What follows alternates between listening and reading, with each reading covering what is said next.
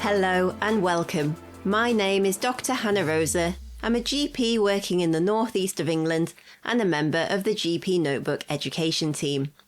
Today we are going to discuss bacterial meningitis and meningococcal disease by focusing on the NICE guideline that was published in 2024. During this podcast, we are going to review how to recognise bacterial meningitis and meningococcal disease. We will then explore the key question we often ask ourselves in primary care: when we suspect one of these conditions, when should we give antibiotics outside of hospital? We will then briefly touch on management in hospital and post-discharge, and we will finish by putting our learning into a clinical context with a few patients in a morning clinic. First though, as you will be aware, bacterial meningitis and meningococcal disease are uncommon but life-threatening conditions. The outbreak in Kent earlier this year of meningococcal group B has highlighted to us all the importance of being vigilant and acting quickly if these infections are suspected. In their guideline, NICE discuss bacterial meningitis, which includes meningococcal meningitis without meningococcal sepsis, and meningitis caused by other bacteria, and meningococcal disease, which is meningococcal sepsis with or without meningococcal meningitis. We will now look at how to recognise bacterial meningitis and meningococcal disease. It is important to remember that they are rapidly evolving conditions and that they can present with non-specific symptoms and signs, and even without red flag symptoms, particularly in young babies and older adults. Symptoms and signs may also be more difficult to identify in young people and young adults, who may appear well at presentation, and they may be difficult to distinguish from other infections with similar symptoms and signs. The red flag combination of fever, headache, neck stiffness, and an altered level of consciousness or confusion should be regarded as meningitis until proven otherwise. Remember that fever is a particular concern in babies. A temperature of 39 degrees Celsius or higher in children aged 3 to 6 months is an intermediate risk factor, and a temperature of 38 or higher in children younger than 3 months is an instant red flag, and meningitis and a meningococcal disease need to be considered unless the fever is in the 48 hours following vaccinations and no other red flag features are present. Also note that fever and neck stiffness are less common in babies, that fever is less common in older adults, and that antipyretics may make a fever harder to identify. Headache and neck stiffness are also harder to identify in babies, young children, and in adults with communication difficulties or cognitive impairment. Neck stiffness is less likely and harder to identify in older adults, and is harder to identify in adults with dementia or arthritis. An altered level of consciousness or cognition may also be missed in young adults and older adults. Beware of assuming that alcohol or substance use are the cause of altered behaviour, as if incorrect, bacterial meningitis can be missed as a result. If a patient has any symptoms or signs of bacterial meningitis with a non-blanching petechial or purpuric rash, then this needs to be regarded as meningococcal disease until proven otherwise. Also, if a patient has an hemorrhagic, non-blanching rash with lesions over 2 mm, or a rapidly progressing or spreading non-blanching petechial or purpuric rash, then this also needs to be regarded as a red flag for meningococcal disease. Remember that you can have meningococcal disease without meningitis, and so a patient may present with just the rash and without a headache or neck stiffness. It is also key to check all over the body for a rash, including in the nappy area, and to look for petechiae in the conjunctiva. A rash may also be more difficult to see on brown, black or tanned skin. A bulging fontanelle can sometimes be felt in babies and young children with an open fontanelle and bacterial meningitis. Patients may look ill, but this can be harder to identify if they have recently had an antipyretic, and skin can look pale, mottled or cyanosed, but again this can be more difficult to see on brown, black or tanned skin. Changes in behaviour can also often be noted with either bacterial meningitis or meningococcal disease. Babies and young children can be more irritable, and lethargy is also common in babies, young children and older adults. Parents will often have noted reduced feeding in their babies, and sometimes a weak, high-pitched or continuous cry is also reported. Also be alert to unusual behaviours. For example, a person may become more agitated, aggressive or subdued. Neurological symptoms to watch out for, especially with bacterial meningitis, include focal neurological deficits, photophobia and seizures.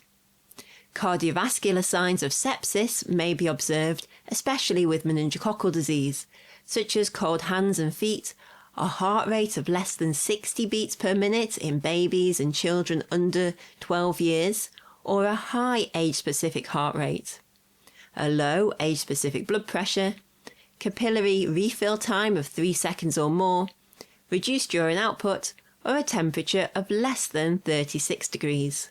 Respiratory symptoms include tachypnea, apnea and grunting. Other symptoms include unexplained body pain, including limb, back or abdominal pain, vomiting, diarrhea, leg pain, and parental or carer concern. We should be on heightened alert when people have certain risk factors. These include missed relevant vaccinations, reduced or absent spleen function, complement deficiency or inhibition, being a student in further or higher education, particularly if they are in large shared accommodation, such as halls of residence, having a family history of meningococcal disease, having been in contact with somebody with Haemophilus influenza type B disease or meningococcal disease, or having been in an area with an outbreak, having had a previous episode of bacterial meningitis or meningococcal disease, and for meningitis specifically, having a cerebrospinal fluid leak or a cochlear implant. So we have a patient in clinic whom we are concerned may have bacterial meningitis or meningococcal disease. What do we do next? These patients need to be transferred to hospital as an emergency, and we should tell the hospital that the person has suspected bacterial meningitis or meningococcal disease and is being transferred. The next question is, do we give antibiotics in primary care before they go to hospital? Well, the golden rule here is to not delay transfer to hospital to give antibiotics to people with suspected bacterial meningitis or meningococcal disease. But for people with strongly suspected meningococcal disease, we should give intramuscular ceftriaxone or benzylpenicillin as soon as possible outside of hospital, unless this will delay their transfer there. And for people with strongly suspected bacterial meningitis, if there is likely to be a clinically significant delay in transfer to hospital, we should give intramuscular ceftriaxone or benzylpenicillin outside of hospital. Finally, we should not give antibiotics outside of hospital if the person has a severe antibiotic allergy to either ceftriaxone or benzylpenicillin.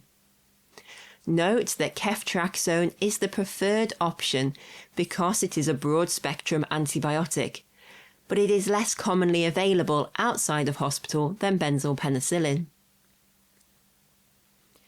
It is worth making sure that you know where these antibiotics are kept in your practice and how to make up the injections. For example, the amount of water for injection that is required to be added to a vial of benzylpenicillin. And also having an easy to access list of the appropriate age-specific doses. For patients with suspected bacterial meningitis or suspected meningococcal disease in hospital, a senior clinical decision maker should perform an initial assessment and ensure that antibiotics are started within 1 hour of the person arriving at hospital. Blood tests and a lumbar puncture for suspected bacterial meningitis should be performed before starting antibiotics if it is safe to do so and will not cause a clinically significant delay. This is because giving antibiotics first may reduce the diagnostic reliability of the investigations. For people over 3 months with strongly suspected or confirmed bacterial meningitis, intravenous dexamethasone is also given. People who have had bacterial meningitis or meningococcal disease should be assessed for immunodeficiency and recurrence risk. This involves testing for HIV in adults and considering HIV testing in babies, children and young people if they have signs of immunodeficiency or risk factors for HIV. Babies, children and young people with pneumococcal meningitis should also be referred to a paediatric immunology and infectious disease specialist to assess for primary immunodeficiency. For babies and young children with bacterial meningitis, they should also have their back and scalp examined for signs of a sinus tract. Post-discharge, people who've had bacterial meningitis or meningococcal disease should have a review with a hospital doctor at 4 to 6 weeks after discharge to discuss any known complications and ensure that any delayed complications are not missed. And for all those people that we see who are unlikely to have bacterial meningitis or meningococcal disease, who go home with an unconfirmed diagnosis, we should provide good safety netting advice. We should explain which symptoms and signs to look out for and what changes should prompt them to return. We can also direct them to sources of online information, such as the NHS Healthier Together website. Now we have 2 cases to finish with. Edwin is 6 weeks old. He's brought in by his mum and she tells you that he's had a blocked nose and a fever since yesterday. He's also been more unsettled and he has been feeding less, but she hasn't noticed any rashes. As he is only 6 weeks old, he has not had any vaccinations yet. On examination, he has a red, non-blanching rash on his stomach, which mum states was not there earlier in the morning, and his temperature is 38.2. Remember that for a baby under 3 months of age with a temperature of more than 38, who hasn't had vaccinations in the last 48 hours, it is a red flag feature. So based on this information, do you think that Edwin has bacterial meningitis or meningococcal disease? Well, the non-blanching rash makes it most likely to be meningococcal disease. You call a Category 2 ambulance. They say that the ambulance will be 10 minutes. Do you give antibiotics in the surgery? The answer here is yes. For people with strongly suspected meningococcal disease, we should give intravenous or intramuscular ceftriaxone or benzyl penicillin as soon as possible outside of hospital, unless this will delay their transfer there. The second patient who comes to see you is Naomi. She's 32 years old and she comes in with her husband. Last night she went to bed early as she felt very tired and she wondered if she was coming down with the flu. She has woken up today with a terrible headache and abdominal pain. She hasn't seen a rash and she's unsure if she's had a fever.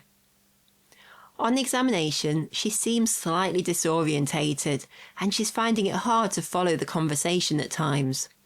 Her temperature is 38.9, pulse 110, blood pressure 105/80, and you can't see any rashes. So based on this information, do you think that Naomi has bacterial meningitis or meningococcal disease? Well, based on the fever, headache, changing cognition and no rash, bacterial meningitis should be suspected. You call a Category 2 ambulance. They say that the ambulance will be 10 minutes. Do you give antibiotics in surgery? This is a little trickier to answer. If you believe that there is likely to be a clinically significant delay in transfer to hospital, then antibiotics outside of hospital should be given as long as doing so doesn't delay transfer. So here it will depend on your clinical judgment and other factors, such as how stable the patient is in front of you and how long it will take for the ambulance to reach the local emergency department.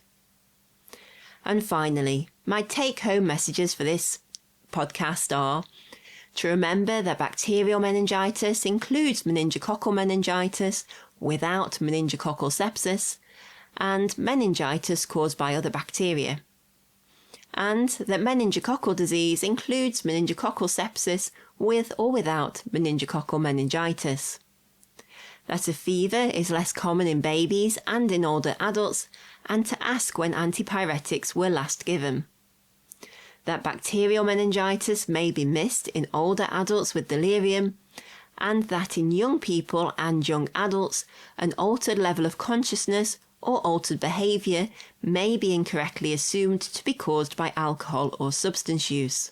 If there is likely to be a clinically significant delay in transfer to hospital for people with strongly suspected bacterial meningitis, we should give IV or IM ceftriaxone or benzyl penicillin outside of hospital. And for people with strongly suspected meningococcal disease, we should give IV or IM ceftriaxone or benzyl penicillin as soon as possible outside of hospital, unless this will delay their transfer to hospital.